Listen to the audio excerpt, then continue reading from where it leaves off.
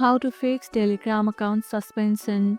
If your Telegram account has been suspended, it's usually due to violating Telegram terms like spamming or inappropriate content. Check your email link to Telegram for suspension details and possible appeal options. Telegram support sometimes allows you to recover your account after review.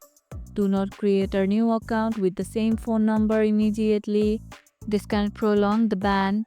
Instead, wait for the suspension period to end or file an appeal via Telegram support channels. Always follow Telegram's community guidelines to avoid suspension. Avoid bulk messaging or adding people without consent. Have you ever had your Telegram account suspended? Tell us what happened in the comments below. And if this video helped, hit the like button, share it, subscribe and leave a comment. Thanks for watching and I'll see you in the next one.